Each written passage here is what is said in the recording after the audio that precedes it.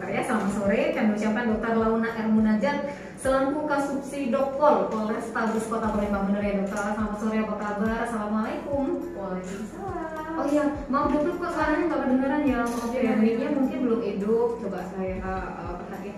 Cek tes. Nah, ini cek dan tes ya. Dokter sekali lagi saya mau ucapkan selamat sore, apa kabar? Selamat sore, apa kabar? Alhamdulillah masih membaik. Dokter sehat ya? Alhamdulillah sehat dan harus sehat. Dan harus sehat. Iya. Iya. Oke. Nah jadi ini masih besok Palembang. Sebelum kita mulai nih dokter, jadi di sore hari ini dokter Launa kita bakal membahas atau juga dokter bakal memaparkan beberapa fakta terkait dengan hoax yang berseliweran di masyarakat. Ngeri kan? Tapi sebelumnya tentunya Cek Mun, Kru Sriwijaya Radio juga mengucapkan selamat memperingati Hari Bayangkara ke-75. Terima kasih banyak. Oke. Nah dokter sebelum kita masuk itu apa sih dok yang rasa syukur apa di hari ulang tahun yang ke-75 ini? Tentu banyak banget ya. Kita di usia yang 75 tahun ini adalah bukan waktu yang sebentar. Jadi 75 tahun ini kita sama-sama menyadari bahwa ternyata abdi negara ini sudah merelakan jiwa dan raganya, istilahnya sudah selama 75 tahun. Dan semoga dengan usia yang semakin matang ini Polri semakin berjaya, semakin maju, semakin dapat bermanfaat untuk masyarakat Indonesia. Amin, amin ya robbal alamin. Mencoba sampai bahan. Oke dokter, kita langsung masuk ke tema kita di sore hari ini. Fakta mencoba jasa Palembang dan hoax vaksin. Jadi sudah kita tahu ya bahwasannya akhir-akhir ini beberapa berita mengabarkan bahwasannya jumlah COVID-19 itu naik. Ngeri banget. Tidak terkecuali Sumatera Selatan dong Mbak Dara ya. Oke. Dan juga ternyata beriringan dengan hoax-hoax yang semakin ramai juga berseliweran di masyarakat dokter. Oke. Dokter sebenarnya bagaimana sih langkah awal atau cara sederhananya lah dokter membedakan bahwasannya ini berita hoax atau bukan? Oke. Kalau untuk membedakan berita hoax atau bukan itu pasti ada tim cyber sendiri ya, yang untuk bisa mengetahui ini beneran hoax atau ini enggak. Jadi kita sebagai masyarakat umum sebetulnya adalah jangan terlalu percaya dengan broadcast yang sudah diberikan. Jadi misalnya ada broadcast, ada info apapun, itu jangan langsung kita share. Nah, ketika kita dapatkan informasi itu akan jauh lebih baik kalau kita betul-betul tahu sumbernya dari siapa. Oh, ternyata sumbernya dari si ini. Kalau sumbernya memang belum jelas, saya sih menyarankannya untuk jangan di-share dulu. Tapi kalau misalnya kita tahu sumbernya, oh mungkin dari CNN atau misalnya dari mungkin IG-nya memang IG terverifikasi, itu baru boleh kita sebarkan. Tapi kalau hanya sekedar broadcast WA yang sering ya, kadang-kadang saya juga dapat ya dari teman-teman yang kadang-kadang menggelitik juga itu. Jadi semua itu sebenarnya bukan kita membedakan antara mana sih hoax mana enggak, tapi berasal dari diri kita sendiri yang bisa membatasi bahwa itu beneran isu atau itu memang fakta. Oke. Nah, aduh jangan percaya walaupun masuk akal. Nah, itu gimana ya dokter? Sama yang memang berkompeten. Tanya pada orang yang berkompeten. Jadi misalnya gini, kita terima info nih, oh ternyata tentang kesehatan. Kita dapat informasinya dari orang kesehatan bukan nih? Kalau hanya dari teman kita yang memang bukan orang kesehatan, tanyain lagi lu dapetnya dari mana? Kalau misalnya memang kita dia memang bukan orang kesehatan, boleh kita kalau misalnya ada kerabat, ada tetangga, siapapun kita konfirmasi, bener nggak sih kayak gini? Nah, tanyakan sama yang memang berkompeten di dunianya. Gitu. Itu langkahnya sederhana. Sederhana banget. Nggak susah.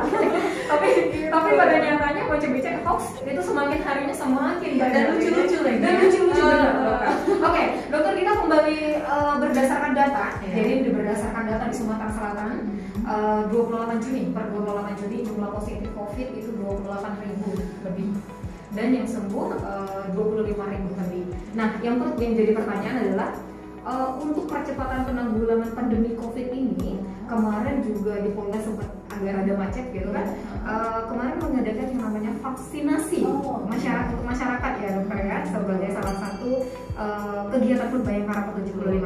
Bagaimana nih dokter? Boleh diceritakan antusiasme masyarakat mengikuti? Sama-sama terkejut sebenarnya ya. Kalau bahasa jamanannya sih terkejut, karena ternyata kalau bahasa Palembangnya mau dokter tekanjat. Nah, kalau bahasa Palembang tekanjat. Aduh, kamu seneng dan dengan dokter asing ini bahasa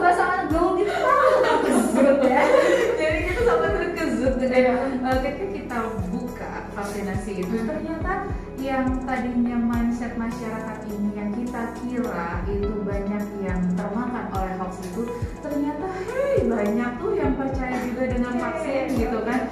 Jadi ketika kita misalnya buka slot hanya 200, itu hanya dalam waktu setengah jam itu close. Jadi kita kan bukan berarti kita membatasi vaksin ya, tidak, tapi kita memikirkan tenaga kesehatan kita. Jadi untuk tenaga kesehatan kita dengan jumlah kapasitas sekian hanya bisa mampu menyuntikkan sejumlah vaksinasi sekian gitu kan. Jadi untuk biar tenaga kesehatan ini nggak sakit ceritanya gitu. Nah pada saat kita buka slot 200 itu habis dalam waktu setengah jam gitu. Jadi saya sih sangat appreciate sekali. Jadi ternyata banyak masyarakat kita kok yang sangat-sangat cerdas dan tidak termakan oleh isu gitu. Wah, berarti luar biasa. Itu juga kapasitasnya yang misalnya dia bukan untuk 100 orang itu cepat sekali langsung habis gitu. Yang kemarin beberapa hari belakangan kemarin itu adalah vaksin yang tahap 1 dokter. Nanti rencananya untuk tahap 2 kapan ya dok? Ini dimulai dari 1 Juli besok ini. Jadi 1 Juli kita mulai start untuk tahap 2 ini. Itu ada rentangan nggak sih dok antara tahap 1 ke tahap 2 untuk suntiknya? Karena kalau Cekmun kemarin itu tahap 1 itu hampir 1 bulan jaraknya antara untuk yang kedua. Sebetulnya itu tahap 1 tahap 2 adalah lebih ke pengelompokan dari target. Nah, jadi bukan dalam artian dosis 1 dosis 2 sebenarnya. Tapi kalau dosis 1 ke dosis 2 memang rentangnya harus sebulan. Gitu. Kalau dulu kita awal-awal 2 minggu, setelah dikaji lagi oleh para peneliti kita, itu akan jauh lebih baik kalau dia 1 bulan dari dosis pertama ke dosis kedua. Itu bicara masalah dosis.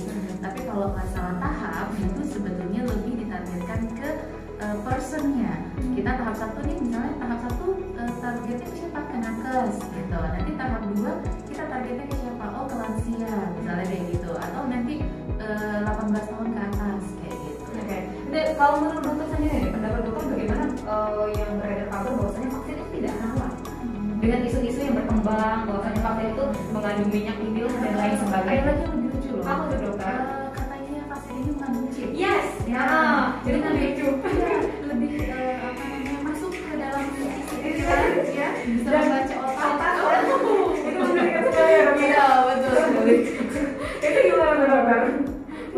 Untuk masalah halal dan tidak halal, balik lagi kita pernah dulu ngobrol ya, belum bukan. Nah, waktu dulu kita pernah ngobrol, Indonesia itu adalah mayoritas adalah Muslim. Nah, jadi akan sangat kecil kemungkinan ketika pemerintah kita Indonesia ingin menjerumuskan masyarakatnya sendiri ke hal-hal yang tidak baik gitu. Ketika pemerintah itu memberikan vaksin, itu tidak akan mungkin dia memberikan vaksin yang tidak dilabeli halal. Namun mungkin tidak ditaruh di vaksinnya seperti itu. Jadi itu ya mencoba pelayanan. Kalau bahasa kasarnya madai pemerintah ngajak itu dijahat ya dok ya itu ya benar. Nah maju kita soal yang banget. Abis itu tanya sama dokter Launa terkait dengan vaksin. Ternyata itu reaksi setiap orang atau person itu beda-beda. Nah itu benarkah imunitas ternyata yang tergantung imunitas masing-masing, tapi kaget tetap di risikonya radio melempar. Namanya besok banget juga yang ada pertanyaan boleh langsung di 0711816943 gabung sama kita dan juga dokter Launa. Dokter, tadi sempat terjeda iklan. Oh, ada yang masuk langsung. Boleh langsung diangkat, dokter? Boleh, oke. Halo, assalamualaikum Sriwijaya Radio. Selamat sore, Sriwijaya Radio, Mama dengan siapa ini? Mantap, dengan siapa ini, Man? Oke, Mang Ryan yang ada di daerah Perumnas ya? Benar, apa kabar Mang Ryan? Alhamdulillah, silahkan pertanyaannya Mang Ryan. Wow, singgonya aku ya boleh dong. Yang pertama, virus ini katanya tidak berhenti gitu. Iya. Sebenarnya apa sih itu faktor yang menyebabkan virus itu melaju dengan lancar-lancar aja? Bisa juga. Ini yang patut yang harus kita masukkan di dalam pikiran kita ya. Jadi tolong dibedakan antara virusnya dengan pandeminya. Itu dua hal yang berbeda ya. Itu dua hal berbeda. Virus corona itu mungkin tidak akan pernah ada lagi karena dia sudah ada dan diciptakan oleh Allah. Dia sudah ada. Sama contohnya kayak virus cacar, itu kan dulu pernah pandemi, Ebola, ketika itu tuh pandemi. Nah, apakah hilang sampai saat ini? Tentu enggak, ya kan? Nah, yang kita ingin hilangkan adalah si pandeminya. Nah, jadi yang kita ingin hilangkan itu adalah si pandeminya dengan menciptakan herd immunity yang ada di lingkungan kita. Nah, kenapa kok tiba-tiba anak-anak dari usia dini sudah kita bisa berikan vaksin, gitu kan? Kayak cacar, itu sudah ada ya dari zaman kita masih bayi udah kita kasih dan segala macam. Itu adalah untuk menghilangkan si pandemi ini, karena zaman dulu waktu virus ini ada, dia akan menjadi pandemi dan belum ada itu vaksin si cacar si buat anak-anak itu belum ada. Nah, gitu. Itu yang nomor satu ya jawabannya ya. Cukup jelas. Oke, dan pertanyaannya adalah kelebihan dan kekurangan dari vaksin. Oke, kelebihannya jadi gini, mindset yang harus kita rubah juga ketika kita seseorang itu sudah divaksin, belum berarti bahwa tubuh kamu itu bakal sama sekali tidak akan kena yang namanya virus corona. Nah, tapi dengan kita vaksin, tubuh kita itu sudah ada antibody, istilahnya tentara perangnya sudah tahu kalau si ini adalah si corona. Nah, ketika kita kena virus corona yang asli, jadi tubuh kita sudah tahu, oh ini si corona, gue harus membunuhnya dengan cara ini gitu. Tapi ketika tubuh kita itu nggak kenal yang namanya corona itu seperti apa, kita nggak akan tahu tuh cara membunuhnya seperti dia harus berbuat apa, si tubuh itu harus mengeluarkan zat apa agar tubuh kita itu tidak semakin parah. Nah, jadi gunanya adalah satu, memang bisa mencegah, ya, bisa meminimalisir terkena virus corona. Dan yang kedua, kalaupun tubuh kita sedang imunitasnya turun dan harus terkena virus corona, gejala yang dimunculkan itu akan tidak seberat ketika kita belum diberikan vaksin. Gitu. Itu kelebihannya. Nah, untuk kekurangannya jelas pasti kita akan kena virus corona. Kemudian kalau misalnya kita kena virus corona juga nanti gejala yang ditimbulkan juga akan jauh lebih berat. Banyak kegiatan juga yang akan tertunda. Tapi balik lagi dokter, katanya nih, salah. Jadi ketika orang sudah terkena virus corona dan dinyatakan negatif, 3 bulan setelah dia dinyatakan negatif, dia wajib divaksin juga. Gitu. Jadi kenapa seperti itu? Vaksin itu adalah virus yang dilemahkan dan dia dibuat dan memang diprogram selamanya berada di tubuh kita. Gitu, untuk sejauh ini ya, nanti kan itu akan ada namanya perkembangan kedokteran itu akan selalu ada stadinya. Untuk sejauh ini kita hanya 1 kali ini divaksin. Nah, ketika nanti si virus coronanya ini sudah disuntikan, sebetulnya tubuh kita sudah kenal, gitu. Jadi istilahnya kalau misalnya kita sudah positif, terus nggak usah vaksin lagi itu salah. Oke, jadi 3 minggu dinyatakan 3 bulan dinyatakan negatif, kita harus vaksin. Iya, jadi misalnya tanggal 1 Januari kita dinyatakan oke, kamu negatif dari virus corona. Bulan April itu sudah bisa divaksin. Oke, bagaimana dengan cerita-cerita dari para dokter? Kemarin dokter Lauren di Twitter itu sempat ramai dokter, katanya kalau untuk menyembuhkan yang namanya yang dari terpapar corona, dokter itu tidak perlu menunggu 14 hari, 10 hari kalau badan kita sudah merasa sehat, itu nggak perlu juga di PCR, karena katanya kalau di PCR itu katanya dia tetap positif dokter. Katanya itu virus coronanya tapi sudah mati. Itu bagaimana tuh? Jadi gini, virus corona masuk ke dalam tubuh kita tuh ada masa inkubasi. Sebelum dalam dunia medis. Inkubasi. Masa inkubasi. Nah, ketika masa inkubasi ini memang dia akan sangat-sangat menularkan ke orang dan dia juga harus diisolasi dan segala macamnya lah dengan tetek-tetek. Itu ada harinya nggak dok? Pertama kali positif di masa inkubasi itu biasanya berapa? 1 sampai 5 hari sampai kurang lebih maksimal ya, tergantung imunitas tubuh kita. Ada sampai 10 hari. Gitu memang. Nah, kenapa kita dulu sampai 14 hari? Karena menurut teori, karena kan dulu namanya ilmu kedokteran itu kan selalu update.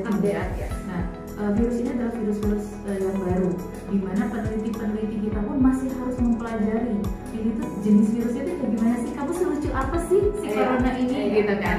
Nah, jadi ketika distudikan, ternyata dengan berkembangnya ilmu, setelah hari ke-5 itu sebetulnya masa inkubasi itu sudah tidak menular. Namun akan jauh lebih baik ketika kita pastikan lagi tubuh kita itu memang tidak menular di hari ke-10. Nah, memang ada statement yang mengatakan bahwa yang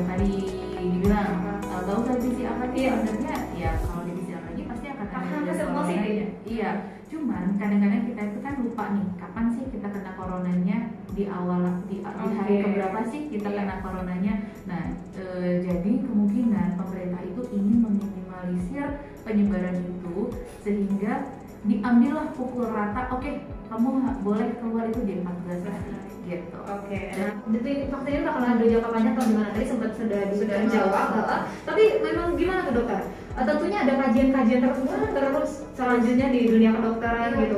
Bahkan akan dibawa kemana sih dokter sebenarnya? Itu gini ya, kita dunia kedokteran itu tidak bisa, dia unpredictable.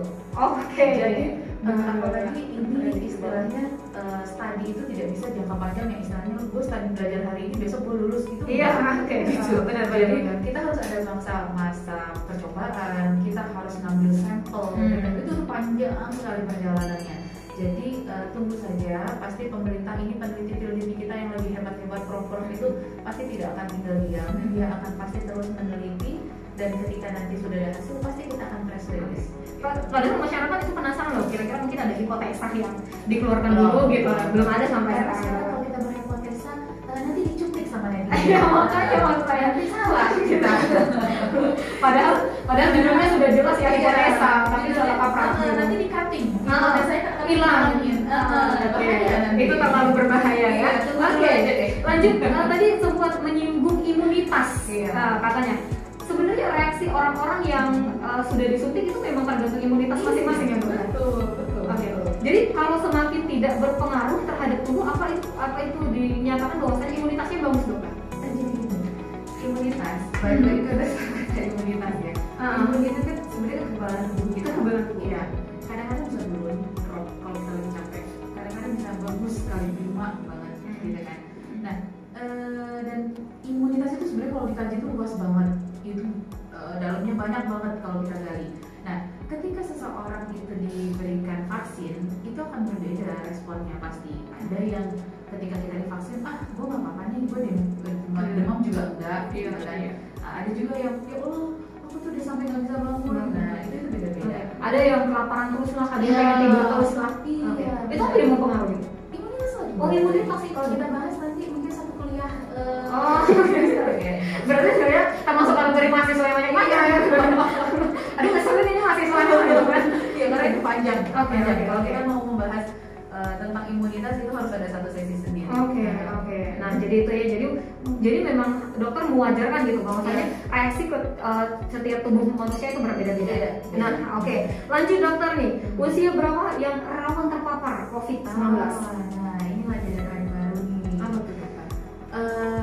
Sebetulnya semua umur itu sangat beresiko kalau kita bisa bilang ya. Karena balik lagi, ketika walaupun lu anak muda, ketika lu capek badan lu dan imunitas lu turun, lu akan kena gitu, nggak melihat umur. Cuman akhir-akhir ini dengan adanya pemberitaan muncullah dari 8 pasien itu 1 diantaranya adalah anak-anak. Itu yang lagi muncul sekarang. Dan dari yang terkena itu dari 8 banding 1 itu tadi, itu 3-4%-nya itu bisa benar-benar meninggal si anak itu. Jadi saya juga ingin menekankan buat mumpung lagi ada di radio ya, tolong dong, kita lagi kritis COVID. Tolong kalau misalnya ke mall jangan dulu dibawa anaknya. Kalaupun misalnya kalian harus membawa anaknya, dibawalah yang 12 tahun ke atas. Kenapa? Sebetulnya bukan karena apa-apa. Ketika anak itu 12 tahun ke bawah, dia nggak bisa ngeluh, mah aku sakit, mah aku demam, mah aku sakit gigi, aku ini, dia nggak bisa. Tapi kalau anak 12 tahun ke atas, dia masih bisa ngeluh, mah aku demam, mah aku begini. Tapi kalau bayi, apakah dia bisa ngeluh? Dia nggak bisa. Nah, jadi tolong buat para orang tua mengalah dulu, kasihlah hiburan anak-anak itu di rumah dengan mainan yang bermanfaat bagi anaknya, karena tren saat ini adalah 1 dari 8 orang yang terdiagnosis positif itu adalah anak-anak. Nah, itu dia ya, menjadi keseimbangan sebagai bahan pelajaran kita bakalan balik lagi. Kak Nonya nih, ada beberapa yang memang diprioritaskan untuk vaksin, pelayan publik, para tenaga pendidik, itu. Katanya tenaga pendidik wajib divaksin karena anak-anak usia SD sampai SMA katanya tidak boleh divaksin. Tadi itu temukan jawabannya, faktanya, tetap di Siko-Siko Radio Prime. itu hanya ada jangka umur tertentu, benar nggak itu dokter? Nah, jadi persyaratannya adalah otomatis sekarang kita memang lagi fokus ke lansia, kemudian pralansia itu di atas 50 tahun, kemudian pelayan publik, ya kan, yang dia baik di pasar tradisional maupun dia di pasar modern, kemudian juga nanti di tahap yang berikutnya ini di 1 Juli kita 18 tahun ke atas, gitu. Jadi masih dalam penggolokan ya untuk yang usia di bawah dari 18 tahun. Oke. Tapi tetap ya kita membaca besok lebaran berharap sekolah tetap dibuka ya dokter. Iya, benar. Walaupun memang per tanggal 28 Juni kemarin, itu 28 Juni 2021, IDAI, Ikatan Dokter Anak Indonesia, itu memang sudah mengeluarkan surat bahwa anak usia 12 tahun sampai 18 tahun itu boleh divaksin. Namun itu kan baru dari IDAI, dari Ikatan Dokter Anak Indonesia. Harus ada proses lagi yang digodok oleh Kemenkes. Nanti Kemenkes mengeluarkan statement atau surat lagi yang diturunkan kepada dinas-dinas kesehatan. Baru nanti turun lagi segala macam. Nah, berdoa saja semoga ada titik terang dari IDAI ini, karena kan memang yang berkompeten untuk menyatakan bahwa seorang anak itu bisa divaksin atau tidak kan pasti dari dokter spesialis anak ya. Nah, ini saya sih titik terang ya untuk kita semua bahwa Ikatan Dokter Anak Indonesia sudah mengeluarkan statement anak 12 sampai 18 tahun bisa divaksin. Semoga dalam waktu dekat kita anak-anak bisa divaksin. Amin ya rabbal alamin, biar lancar muncul ya. Oke, sekarang ini lagi ramai-ramainya vaksin di mall dokter. Wah, itu ramai sekali, luar biasa gitu kan. Atau ke mall ya? Dua-duanya gitu dokter ya. Biar lanjut. Nah sekarang ini ada nggak sih dok program-program teranyar lagi dari Polrestabes Kota Palembang? Ada dong. Ada apa coba? Jadi gini, kita khusus untuk Polrestabes ya, khusus untuk Poliklinik Polrestabes Palembang, kita akan ada 2 tim. Satu adalah vaksinator defense, di mana vaksinator defense ini dia akan stay di poliklinik kita untuk vaksin masyarakat Kota Palembang, tapi hanya kapasitasnya 100 orang per hari. Nah, ini nih yang seru nih, kita punya tim namanya vaksinator hunter. Nah, apa itu dokter? Jadi vaksinator hunter ini adalah kita vaksinator di Polrestabes Palembang, kita akan menjemput bola. Mana nih yang akan kita vaksin? Kita akan keluar, kita akan jemput bola, kita kumpulkan massa di satu tempat dengan protokol kesehatan, dan kita akan vaksin di tempat yang sangat-sangat nyaman gitu. Jadi kalau misalnya memang ada dari mungkin pihak ketiga yang ingin masyarakatnya divaksin, boleh nanti persurat ke Polrestabes. Kita sudah ada tim vaksinator hunter yang siap untuk memvaksin di tempat yang dituju. Jadi itu dicari relawannya gitu ya dokter ya? Iya, iya benar. Jadi ini juga jadi ajang promosi nih ya. Untuk pendengar Sriwijaya ya, untuk pendengar Sriwijaya nih, eksklusif sekali nih baru. Jadi kita Polrestabes Palembang lagi sedang mencari tenaga kesehatan relawan yang siap untuk menjadi vaksinator, yang akan kita latih dulu, yang akan kita jadikan vaksinator. Tidak banyak syaratnya adalah rela dan ikhlas untuk menjadi vaksinator di masa pandemi seperti ini, kayak gitu. Oke, nah itu dia baca-baca setelah lebaran siapa yang bersedia. Lanjut dokter, 5M sudah hafal bahkan masyarakat. Entah, tapi kita juga berdoa semoga pada penerapannya juga seperti itu. Sebenarnya kiat-kiat apa lagi yang harus kita lakukan dokter untuk menghindari yang namanya atau juga menekan penyebaran virus corona? Kalau menurut saya kiat itu pasti sudah pada tahu ya. Mulai dari 5M, 3T itu saya rasa masyarakat malah jauh lebih hafal daripada saya gitu kan, karena bannernya, posternya itu ada di mana-mana. Yang paling utama adalah laksanakanlah apa yang sudah kita ketahui, mulai dari mencuci tangan dan lain-lain dan segala macamnya. Dan yang paling terakhir adalah sebetulnya vaksin. Jadi jangan takut buat divaksin gitu, karena apa sih sebenarnya yang ditakutkan dari vaksin gitu kan? Lebih pilih mana? Takut sama jarum vaksin atau nanti kalian harus isolasi? Bahkan di Jawa ya, mohon maaf, di Jawa, karena saya alma maternya memang alma mater dari Yogyakarta, itu sudah banyak rumah sakit yang tutup gitu. Jadi saya tidak mengharapkan bahwa Palembang pun akan menjadi seperti ini. Jadi rumah sakit di Jawa, terutama di Yogyakarta, karena saya alma mater di sana, itu sudah banyak rumah sakit yang menolak pasien. Bukan kita menolak pasien, tetapi kapasitas dan alat-alatnya itu yang sangat terbatas. Jadi mau pilih mana? Mau suntiknya yang hanya beberapa detik doang kita sakit dan kita hanya demam bisa dikasih paracetamol lalu selesai, atau kita harus meningkat angkanya dan tidak dapat pelayanan dan akhirnya sesak nafas seperti itu. Itu dia yang menjadi soal banget, lumayan mengerikan. Nah, mencerita soal banget, ada beberapa pertanyaan nih, dan terakhir nih dokter, di tengah perbincangan kita, statement akhir dari Bu Dokter, sebenarnya apakah COVID-19 itu hoax dan juga pentingkah yang namanya vaksin?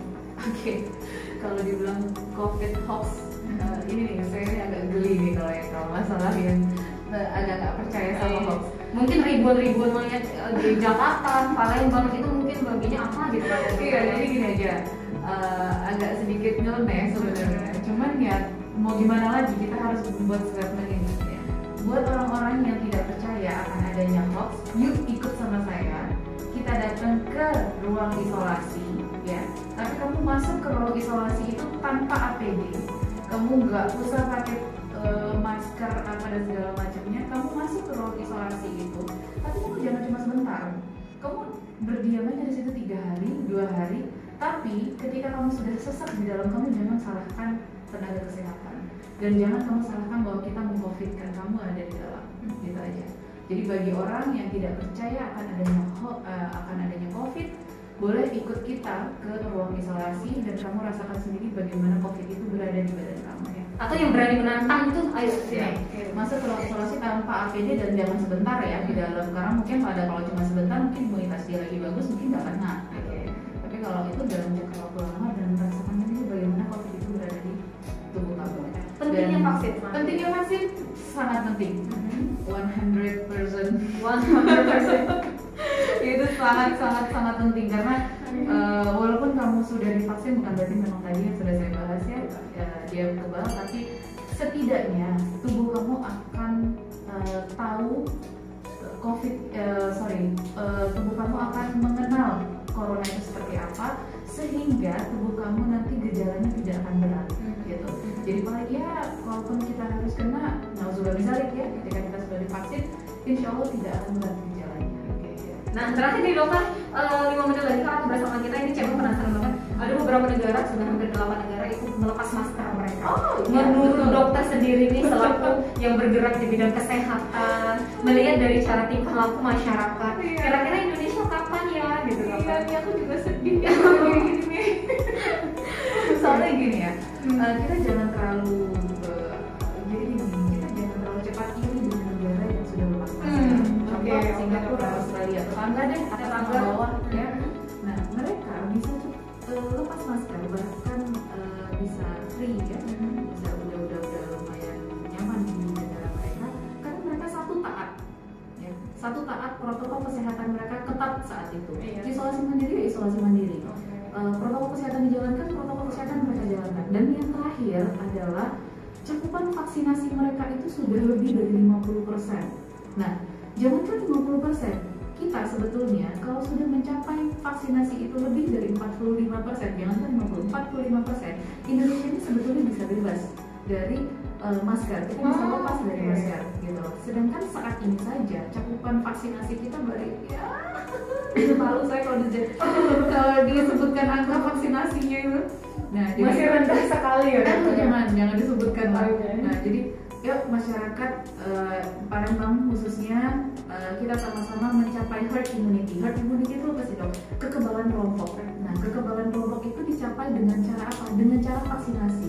Kalau kalian semua sudah divaksinasi minimal 45% dari jumlah penduduk yang ada di sana, insya Allah Indonesia akan segera lepas dari pandemi ini. Amin ya rabbal alamin. Semoga menjadi sosok yang akan mendengar dan yang tadinya enggan untuk divaksin membuka hati lebar untuk divaksin. Mau cepat lepas masker kan? Pastinya dong. Skincare kan? Bener.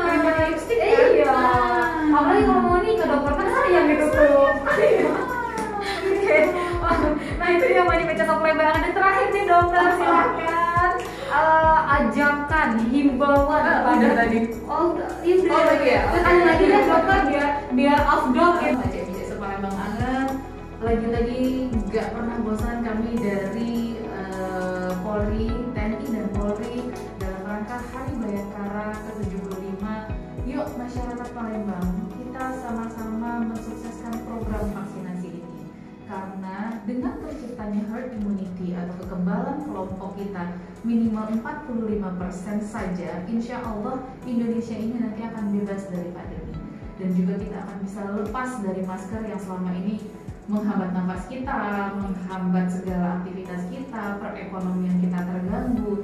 Yuk kita sama-sama mensukseskan program vaksinasi ini, bukan keuntungan dari salah satu pihak, tapi ketika kita bisa bebas dari pandemi ini, otomatis semua pihak akan normal kembali. Mantap sekali Dokter Launa. Terima kasih banyak Dokter atas kehadirannya di sore hari ini. Selalu seru setiap pertemuan dengan Dokter Launa. Dokter, kedepannya main lagi ke Sriwijaya Radio. Sekali lagi kami ucapkan terima kasih.